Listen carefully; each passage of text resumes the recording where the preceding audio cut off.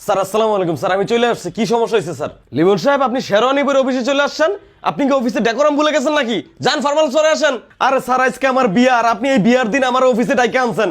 আপনি জানেন এই কোরবানি ঈদের গরুর মাংস দিয়ে যদি আমি বিয়ে না করি তাহলে আমার জীবনও বিয়ে হইব না স্যার। আপনার বিয়ে না 9 তারিখ? আরে স্যার, আজকে হয়তো 9 তারিখ স্যার। 9 তারিখ? এক মিনিট।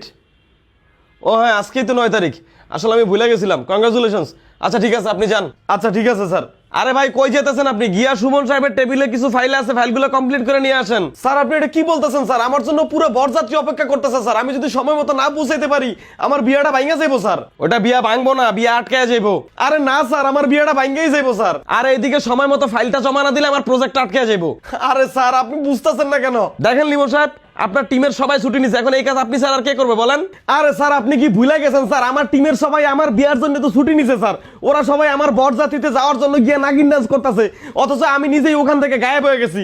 স্যার একটু বুঝতে চেষ্টা করেন স্যার। অনেক কষ্টে মাইয়ার বাপ মা মাইয়ারে জোর করে ধরে আমার লগে বিয়ে দিতে চাইতেছে স্যার। স্যার প্লিজ স্যার, এবার আমার বিয়েটা না হইলে স্যার আর জীবনে আমার বিয়ে হইব না স্যার। Please sir. লিমন সাহেব, আপনি আপনার বিয়েতে সবাইরা দাওয়াত দিলেন, কিন্তু আমাকে দাওয়াত দিলেন না যে? আরে স্যার, আপনি কি ভুলে গেছেন স্যার? আপনিই তো বলছেন আপনি আর আপনার বউ যেখানে যাবেন সেখানে ডালিয়া গেলে আপনার বউ আপনার অবস্থা ডাইল করে দিব। এই জন্য তো আমি শুধুমাত্র ডালিয়ারে দাওয়াত দিছি, আপনার করে দাওয়াত দেই নাই। না, তা তো খারাপ বলেন নাই, ভালোই করছেন দাওয়াত না দিয়া। আচ্ছা ঠিক আছে, আপনি যদি আইসা পড়ছেন তাহলে হাফ ডে ডিউটি করে যান। আরে স্যার, আপনি কি আমার লগে মজা নিতেছেন? ইমার্জেন্সি বলে আপনি আমার অফিসে আনলেন। আমি ভাবছি অফিসে বড় কোনো সমস্যা হয়েছে, আর আপনি আমার ডাইকে আনছেন রেগুলার ডিউটি করানোর জন্য। আপনার ফোন আসছে, ফোন রিসিভ করেন। হ্যালো বাবা। না না, এই তো আমি 5 মিনিটের মধ্যে আসতেছি বাবা। আচ্ছা আচ্ছা ঠিক আছে, রাখো বাবা। 5 মিনিট লাগবো। স্যার একটু বুঝতে চেষ্টা করেন স্যার, সবাই আমার জন্য দাঁড়ায় আছে স্যার। আমার ফোন দিতেছে স্যার, আমার এমনই যাইতে হইব স্যার।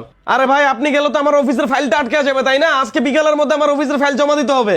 আরে ভাই স্যার, অফিসের কাজটা আমি বিয়াটা শেষ করে আমি জাস্ট কবুলটা বইলে আইসাই ডিরেক্ট অফিসে চলে আসবো।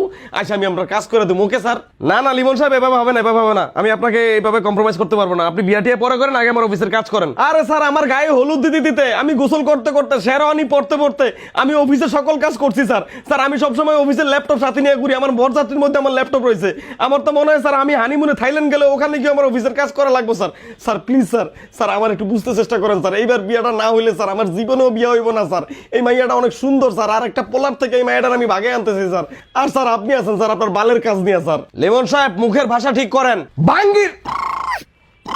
হ্যালো মা। মা আমি আসতেছি 5 মিনিট।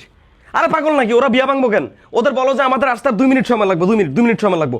রাখো। লিমন সাহেব, এটা অফিসের কাজ, এটা ম্যাগি নুডলস না যে 2 মিনিটে হয়ে যাবে। আর যদি আপনি অফিসের ফাইল রেডি করে দিয়ে না যান, আপনার বিয়ের ছুটি হবে না, আপনার পার্মানেন্ট ছুটি হয়ে যাবে।